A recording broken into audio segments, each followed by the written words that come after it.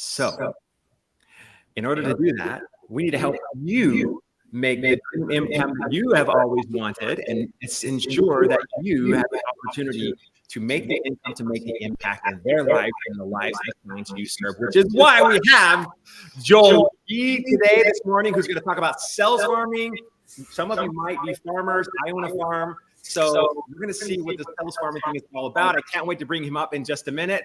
Next, after him, we're going to have the great Adora, who you have come to know and love dearly. Then we have who I'm going to now call the course whisperer. Josh Brown, who creates courses that convert. He's one of the best in the industry at doing it. And then we're going to finish up with, actually, I think I'm looking at the wrong schedule. You want to announce, Adora, really quick? You want to come back? Who is our final speaker today? I'm not looking at the schedule either. I'm looking at text messages to let everybody know we're here. So we'll tell you if you want to know who the final speaker is, you need to hang out because we'll tell you. Surprise. Yeah. It's an absolute surprise. Yeah. We have Hoist Gracie today. Oh my goodness. Today's Friday, right? Today is Friday. We have Hoist Gracie at 1. There we go. And the final speaker, we'll let you know later. Yes. And by the way, you can tell that Adora and I practiced this over and over again too. So, all right, without further ado, let's bring up the great Joel, who is going to teach us about sales farming. What's up, Joel? Hey, Eric, Adora, thanks for having me. So pumped to be here. Shall we get started? Let's get started. Okay, here we go. Hey, look, I'm so thankful and grateful for being here. Friends, if you are here, I want to start with a very, very simple question. Who here has at least 1,000 leads or more? Now, that should be everybody, right? If you're running a business or you even looking to start a business, you're going to start by generating leads. But here's the reality. Over 90% of all the leads that you ever generate in your lifetime, they are what we call dead leads, inactive leads. So what that means is you will probably never convert that percentage in your entire business career. And I'm here to show you today how you can take an extra or add an extra 10 to 40% to your bottom line by reviving these leads. Okay, so if you're excited, type in excited in the chat. I'm going to share my screen. Let's get going. Okay, here we go. One more. Let me do one more time. I shared the other screen. All right, we got a bunch of excited folk. I love that. Okay, here we go. Okay, so I can't actually see the chat right now, but I hope you see my presentation. Eric, if you don't, please come on and unmute yourself and let me know. I can't see StreamYard. I can only see my slides, okay? We can see you, hear you, it looks great. Yep. Okay, all right, so today we're going to talk about how you can get leads that you thought were once dead to beg you to get on a sales call with them. So look over here. These are a bunch of dead leads who were inactive, right? They booked a call, they never got on a call, they once opened emails, they once clicked emails, and they no longer were responsive. But with what I'm about to show you today, you can get people saying, hey, I'm free today. Hey, let me call you back because I'm so excited, right? More information, please. Okay, so that's the first thing we're going to cover today. The second thing is I'm going to give you a detailed breakdown of the sales framework that I've used to generate over $80 million for my clients in the past 5 years. And I'll show you how this works, who I've worked with, but really this is for you. I guarantee you if you implement this today, this week, next week, you will see a boost in your business sales, 100%. Okay. And here's the other thing. It's cool to have, book calls, and it's cool to get all these, right, new leads. But what if I told you you could actually get them to show up at an 80% show up rate or higher? This is one of my clients or my past partners, Invest with Henry. We got him up to an 83% show up rate for the whole year last year. As you can see here, it's over $1 million in cash collected with an 83% show up rate. That is what you could do with what I'm going to teach you today. Okay, so if you're excited, again, right, I hope you are taking notes, getting a pen and paper out because you don't want to miss this. And the last thing is I'm going to show you how you can turn that hamster wheel approach of getting sales and getting leads, right, and always chasing clients and turn it into a revenue generating engine. This is Brandon Carter. You might know him as King Keto on Instagram. He's a big fitness trainer, helps online fitness. He helps fitness trainers go online. This is him making $500,000 a month, right, or more, turning his approach into a revenue generating engine. Okay, so look, my name is Joel Yee, and in the past 5 years, I've helped generate, like I said, $80 million across different industries in the coaching, info, and agency space. I started my career as the head, well, not the head, but actually the closer at a gentleman by the name of Dan Locke, and I got promoted in his company to become head of sales. I left Dan's company a year ago, and since then I've worked with the likes of Rudy Marr, right, the man in red, who's based out in Florida. Placed reps for him, helped him with sales training, get his company producing more sales. I worked with the likes of Ryan Pineda, Vegas, right? Huge real estate influencer who's got a lot of different, it's like a big empire of courses and coaching and content. He's a great guy, and I helped him with the sales team. And like I said, Mr. King Keto, right? Brandon Carter, helping train, manage his sales team for over the past 8 months now. So Brandon's actually one of my longest clients, paying me, every month to help train and manage his sales team. So that's been really, really fun. And I'm really grateful to be here. I did want to touch on one thing that Eric said earlier today, which is I went to Indonesia when I was probably in my 16s, probably 14, 15 years old. And I remember going to an orphanage to volunteer for the week, right? Because Eric talked about Haiti, right? And going to see these, a Project Uprise, right? Helping the unfortunate, helping the less fortunate get to where they want to be. And when Eric said that today, it struck me. No matter what we're doing today, right? You might be trying to start your business. You might be trying to scale your business. You might be at a point where you're making good money. Maybe you're not, right? You may be making impact. Maybe you're not. Look, here's the point. All of what we're doing, before I even go further, I need you to understand, I want you to understand that you are doing this not just for yourself, right? I'm doing this not just for myself. You are helping your clients, you are making sales, you are making an impact because you want to help others that are less fortunate. So going back to my trip to Indonesia, I remember vividly on the last day when I left, and this was probably one of the moments in my life where, as a young kid, I cried over something that I didn't do, right? But a little boy hugged my leg and said, Joel, could you please adopt me? Right? Could you please adopt me? And that broke my heart because I was like, 14, 15? I mean, I couldn't literally adopt him, right? Could sponsor him financially, and we did that. But I left and I haven't been back for the past, 15-ish years, right? 14, 15 years. So before I continue, I want you to really understand that Project Uprise is doing something really amazing. And thank you for being here. So first of all, pat yourself on the back, right? For being here, I commend you, but I want you to take this and take it to the next level in your business, in your career, right? To impact more people, okay? If that's fair, type in fair in the chat. Okay, type in fair in the chat. Now, if you had the ability to extract an additional $10,000 from every 1,000 dead leads that you had, what would that do for your business? And more importantly, what would that do opening up or freeing up the time that you have? Would you serve more people, right? Would you go to Haiti, for example? Would you donate? Would you give, right? The point of today is I'm showing you how to make more money. Again, like it's not for yourself, but it's really for you to impact people. And as a sales trainer myself, when I teach sales, the biggest thing to understand in sales is that you've heard this quote before, right? People don't care how much you know until they know how much you care. Okay, so if you want to get your dead leads to respond to you, you've got to really care. And that's the secret behind what I'm going to share with you today. Now, if you're wondering what is sales farming, I don't understand. Do I need to go to buy a piece of land and mow and plow the land? No. Okay, I'm going to share in a couple minutes here, but just want to walk you through sort of the frameworks for now, okay? Now, this will apply to your business, your vertical. It doesn't matter who you are, where you're at in your business, what niche you're in, who you serve, right? We've done this for medical professionals, doctors, dentists, coaches, consultants, brick and mortar stores, retail stores.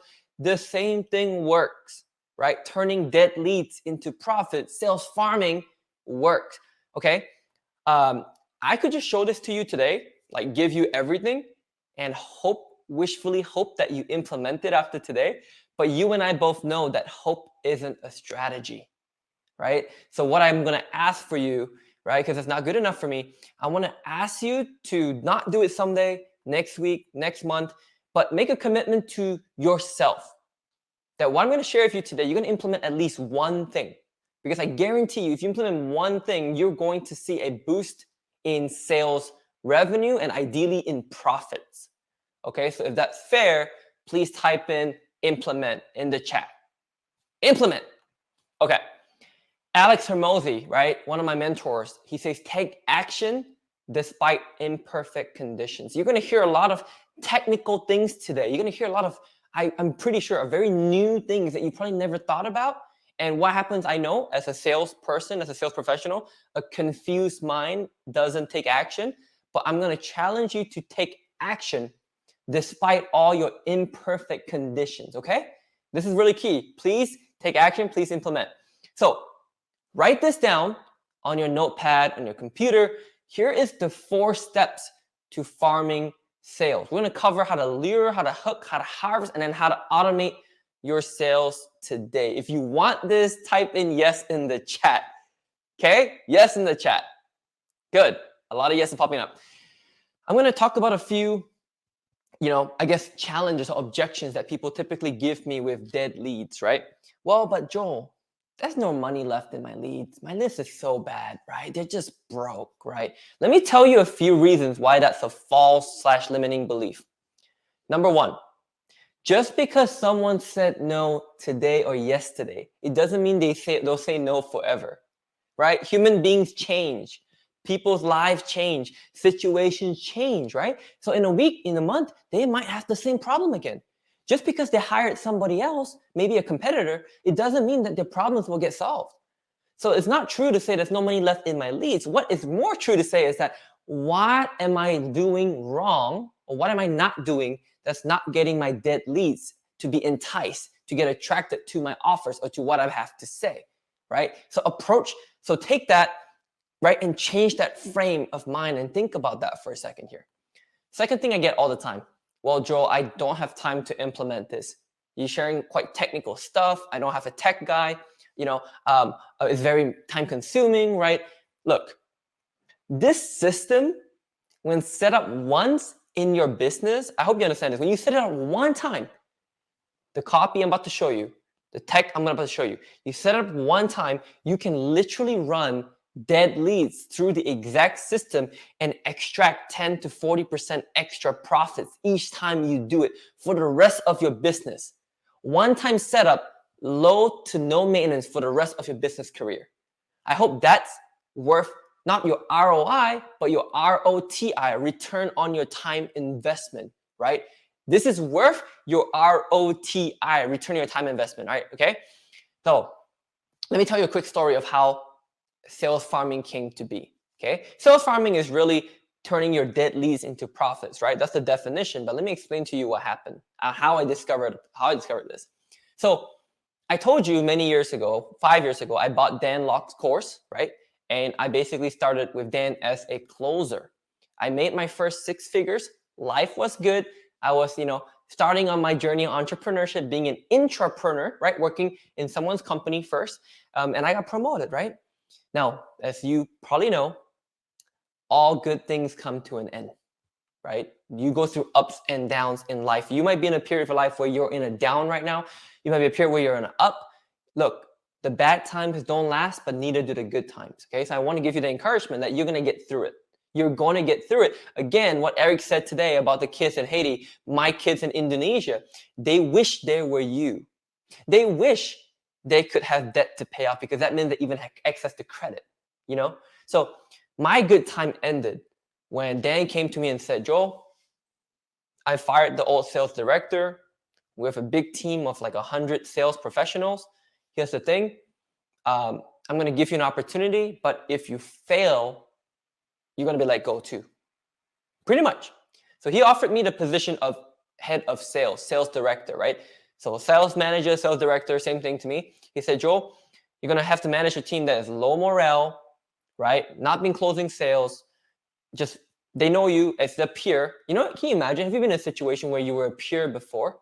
and then a peer, you went to becoming a supervisor or manager above your peers, that's a pretty awkward situation, right?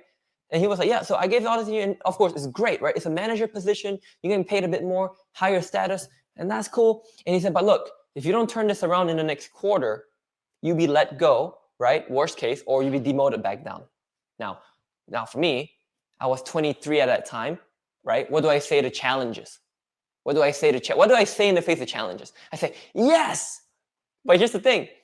I said yes, and then I had to figure out how later. I was like, okay, I'm going to say yes now. I don't know what I'm doing, but I'm going to figure this out later, right? Have you ever been in that situation where you said yes first, and then you had to figure out later? That was me, okay? And it was extremely scary because when I walked into the team, oh my gosh, morale was so bad. People actually quit when I became sales director. I had to let go of people because they couldn't see this me, right? Person got promoted above them, or even that I was their peer before. I was younger than them, right? I was younger, or I looked different. People didn't like it. We had low lead volume. We had poor lead quality. We had very low sales. Have you ever experienced that, right? Low volume, low lead quality sales. And it was tough. It was extremely, extremely tough. And so what I realized one day when I was probably about halfway into the quarter, right? Not really making inroads. And Dan would tell me, hey, Joe, you have like a month or two left. This was like the worst part of my life, because I remember like I made it so far and I'm going to fail because I don't know how to lead this sales team and get them results. Okay. Now, thank God, right? I really thank God that there was a point where I was learning through different people's stuff, right? I was looking through Eli Wild stuff. I was looking through traffic and funnel stuff like Cole Gordon's, and I realized, okay, these people talk about setters and leads, right? And contacting leads. Okay, so that's good. I was like, okay, cool. There's something here.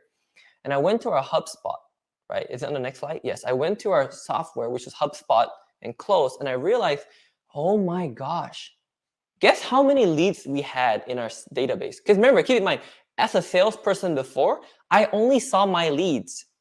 As a sales director, I could see the entire company's leads. Guess how many leads we have total, right? We had over 1 million leads, friends, 1 million leads.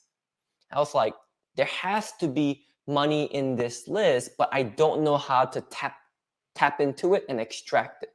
So this was 4 years ago when I figured out I need to know how to solve the problem of reviving dead leads. If I could do this, then I could become like a hero, right? I could help the company. I could then help grow sales. And so what we did over the next month was, this is my team, me right in the middle here. I had 110 sales professionals. This was half of our team in Vancouver, Canada, about 50 of them. I had the team mobilized, and basically I said, guys, we got to work as a team. I know some of you don't like me, right? I know, we have the differences, but here's the thing. Again, going back to the quote, people don't care how much you know unless they know how much you care. I said, look, if I could make you more income, if I could make you more commissions, would you trust me, right? If it costs you no money, it costs you time, right? But it's going to make you more income, would you trust me? And of course, a lot of the group said yes. So I took the yeses, the yes-sayers, and I said, look, we're going to do this. We're going to create emails, texts, voicemail, calls, tasks, reminders, sequences, everything. We're going to pick up the phones. We're going to go ham and just, I wrote the email copy for them. I wrote the text copy. We sequenced it in HubSpot and we sent everything out. Boom, boom, boom, boom, boom. And you know what? By the end of it all, we collected over $1 million, friends, 7 figures in cash from dead leads. And since then, we've obviously done more of that for our clients. And I'm going to give you the exact system today. Okay. So I hope you're still here. You're excited. If you're excited, type in excited in the chat, because this is very important now. The next couple steps here. Okay. All right. Let me check my time. I'm good. Let's go. Boom. What is sales farming? Okay. So sales farming, you might be thinking, well, do I need, like Eric, right? He's got a big farm in Missouri, right? Do I need to go out to my land and then get on my horses and, or get my my machine, my tractor out to plow the land? No, you don't, right? People think when I say farming, they think I'm talking about something actual physical like farming. Here's the reality. What do farmers and dead leads have in common? Well, here's the thing. If you're an entrepreneur, right? Think of yourself as a farmer with land. You've got a piece of land on your business, right? You got a piece of land. You know what do most entrepreneurs do these days? Instead of planting seeds in their land and then harvesting the crops, the fruit of the labor, they say, oh, my land is bad now. Let me go buy a new piece of land. Let me go buy a new piece of land. Let me go find a new land. Let me go find a new land. Let me borrow that guy's land. But why? Right? Why are we doing that?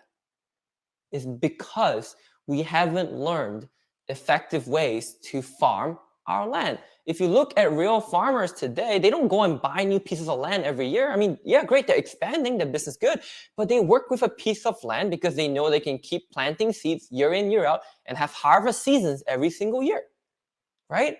So I want businesses to stop thinking that their list is so bad and they need new leads all the time. You know, I probably don't have time for this, but think of a leaky bucket. Imagine a bucket with holes, friends, holes, okay? If you put water into a bucket that has holes, what happens to your bucket? Yeah, your bucket's never going to fill up because water's going to leak out.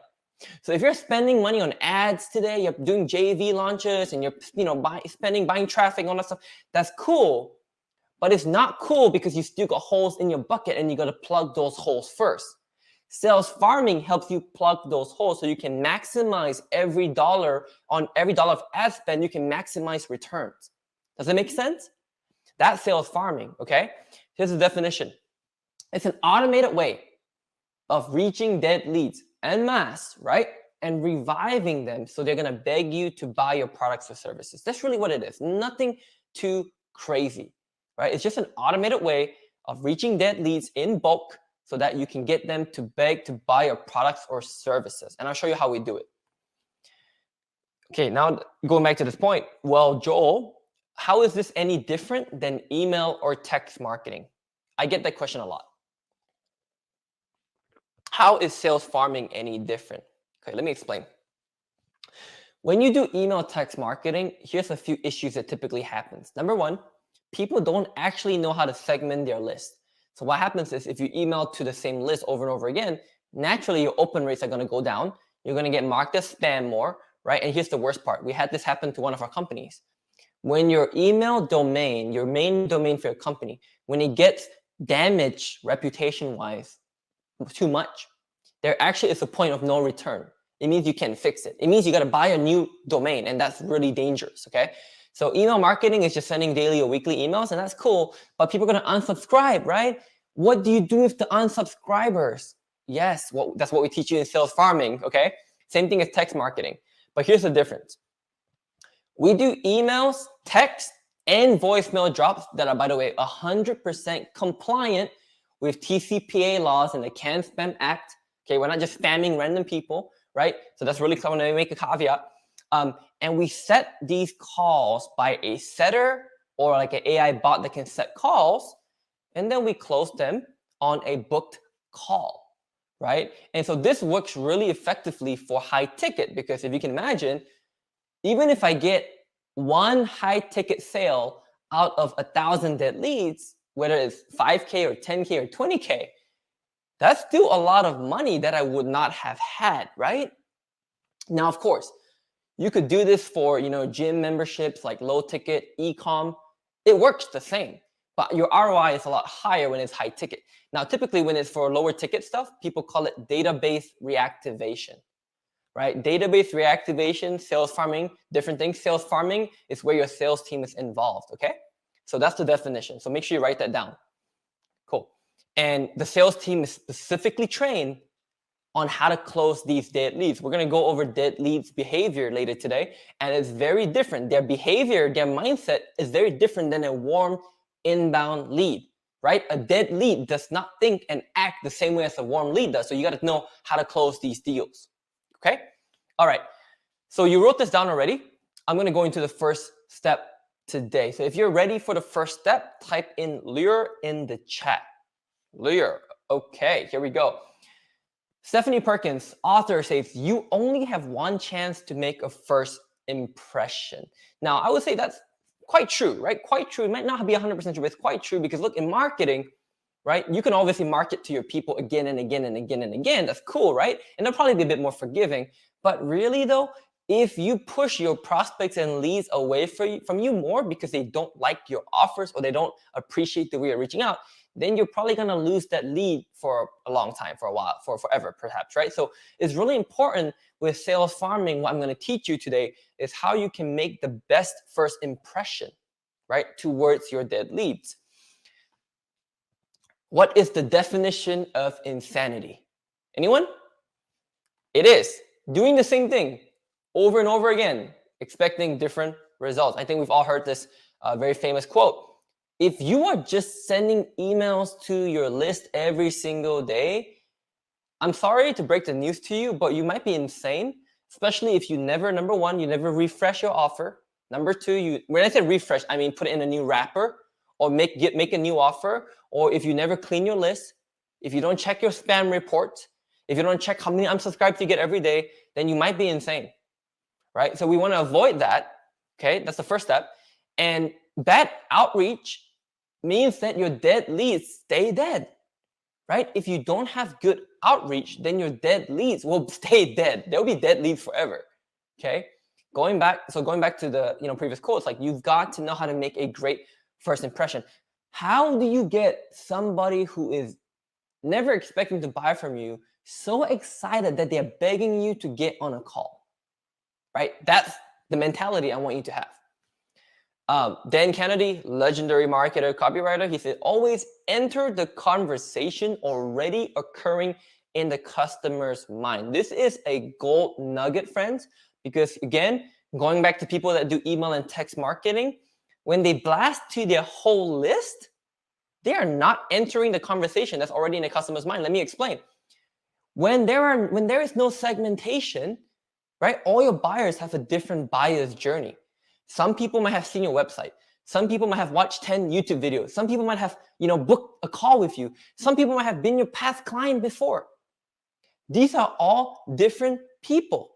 Why are you sending the same thing to everybody? Right? Could it be that we're lazy? Maybe we didn't know. Maybe we don't want to take the effort to customize our list and customize our copy. That's a very dangerous game to play, right? Because when you're just generic, speaking to like everyone, then you're speaking to no one really. So here is the best lead segmentation, very basic lead scoring that I'm going to give you today. You can probably take a screenshot of this. The first list and probably your best list are your previous buyers, okay? Your previous clients, even if it's years ago and they have not bought from you recently, this is your best list, okay, friends? Second list, people who booked a sales call with you, but they didn't buy. This could be, a year ago, 6 months ago, even 2 weeks ago, right? You can just put them in that list segmentation there. But keep in mind, these are different buyer journeys. Make sense? So the copy, the messaging for each list is different. You have to take a bit of time to tweak it. And with ChatGPT, Jarvis AI, there's no excuse not to be able to tweak your copy, right? For all these different lists. People that replied yes to an email or, I'm interested, but they never got to book a call. The next list, people who click on email but didn't book a call. People who open emails but didn't book a call, right? Very basic lead scoring that 99% of companies don't do. They just don't do. People don't do this. They put everyone in one master list and then they email and text them every day. Hopefully someone's going to buy. No, right? No. And imagine when you have this list, you can talk to everyone here very uniquely. Hey, Mr. Client before, I appreciate your business before. We've got this new offer. How can we help, right? Hey, I know we spoke on a call once before. You spoke to my team before, but here's a new update for you. Hey, I know you open a lot of my emails, but you don't actually book a call, right? I can now tailor my messaging to everybody. And that's really important. People want to feel like it's personal to them, okay? It's personal to them. I'll tell you a story really quick because I have time. When I was at Dan Locke's company, obviously we did the daily email sin, right? Just blasting to everyone. And one day I was like, why is my sales team getting more sales from dead leads than the marketing division was, right? Why was the marketing experts, who are apparently email experts, how come my sales team was getting more sales than them, right? And here's what we found. It's because when marketing sent out emails, they go, Hey, Joel, Dan is doing this new workshop, right? Buy this ticket today, right? And everyone who gets the email knows that's just a generic marketing email blast. They know Dan didn't write that email on his own. They know that he didn't take the time to type it out. But here's the difference. We taught our sales team to say this: email, text, and voicemail drop or phone call. Hey, Joel, Dan told me to personally reach out to you about this workshop that we've got. I've actually reserved a seat for you. Do you want this seat? Hey, Joel, right? I'm from Dan Locke's office. He told me to give you this seat. If you're interested, are you in? Right? So we talk to people in a really personalized way. And then we automated it. So it just personalized everyone's first name. And that was way more effective than a daily email sent to the list. I hope you can see that, right? It's just pure personalization. That's the biggest thing. Here's some copy secrets. Your subject line is everything, right? Your subject line is everything, especially to dead leads. Okay. My favorite subject line, and you can write this down, and this is a bonus if you're paying attention. Have you given up on X? X, insert the problem you solve.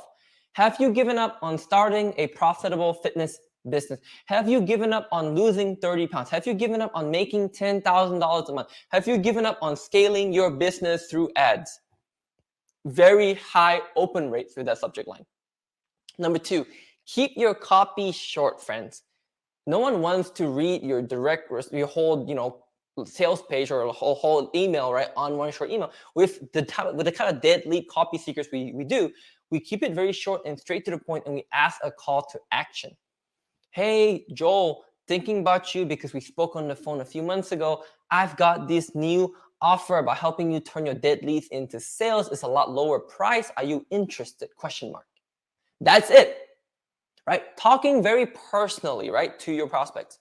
Obviously, like I said, who am I? What do I do, right? Joel, farming dead leads. Remind them. People will not remember who you are. These are dead leads. If you don't tell them who you are, they're going to forget who you are.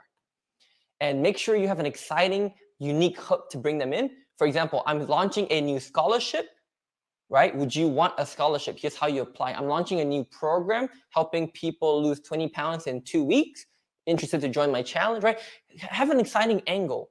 Don't be like everybody else.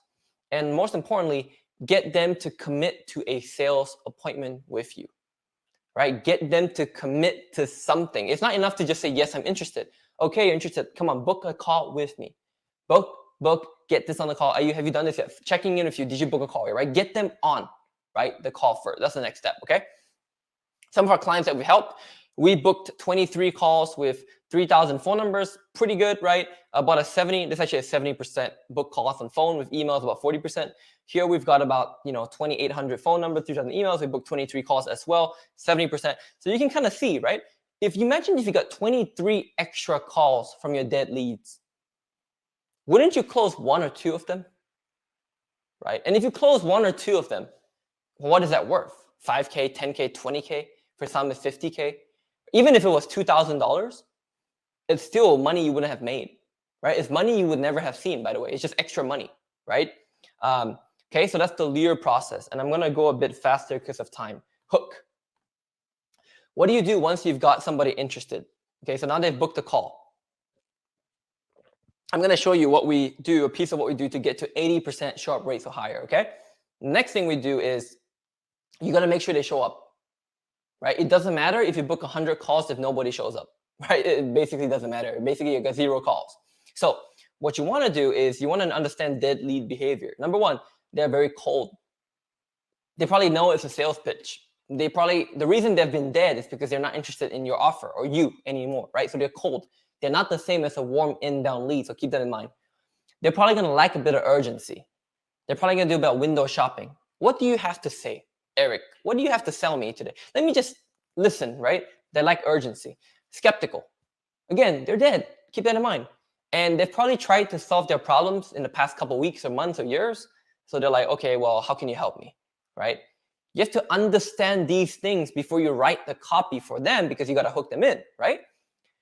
Most people don't think about this. They just send just any emails. I don't want you to do that, okay? And so here's a very pro tip, like bonuses, especially if you could do it or you got a sales team that can do it.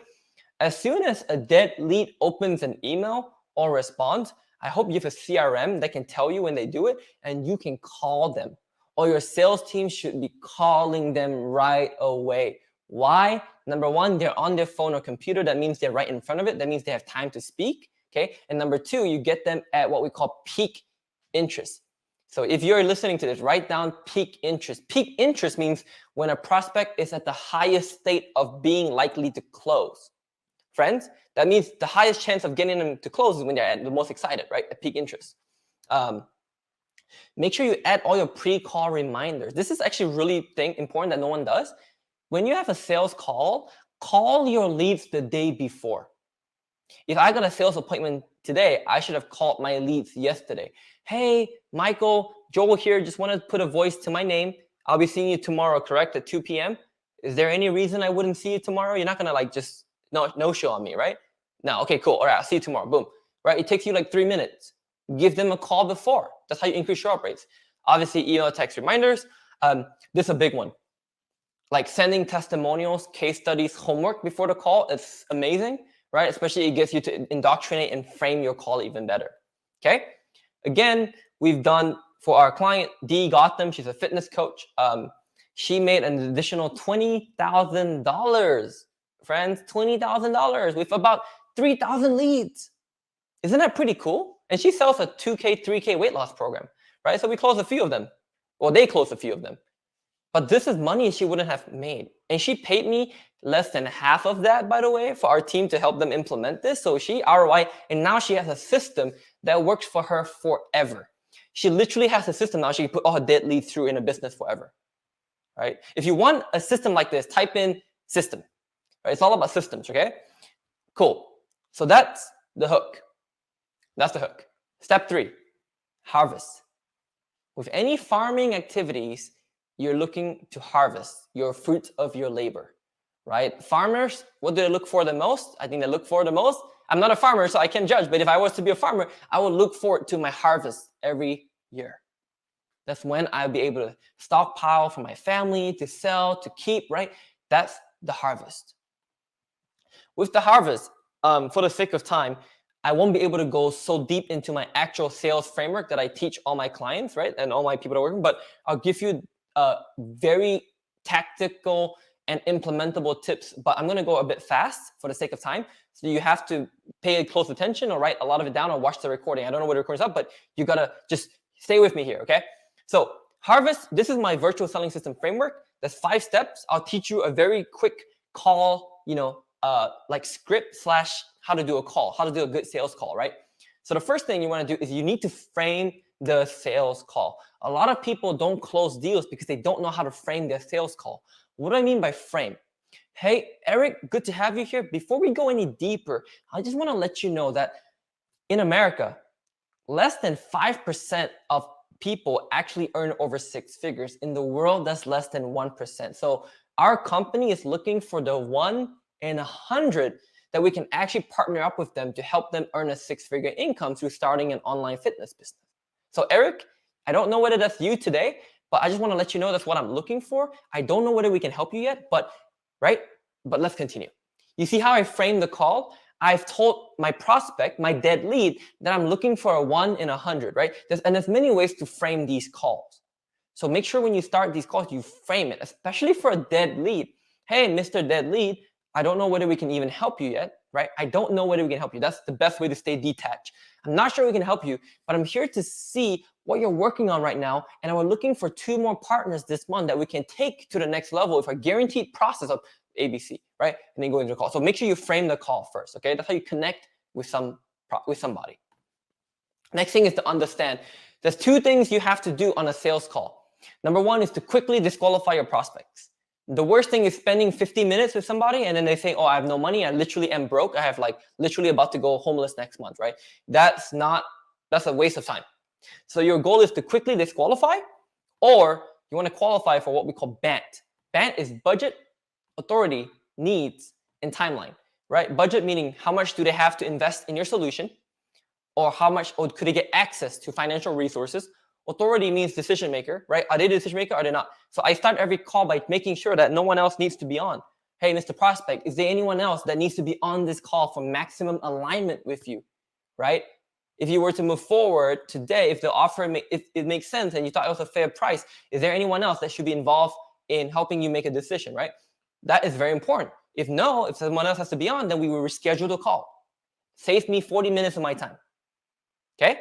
Needs, pains, goals, and then timeline.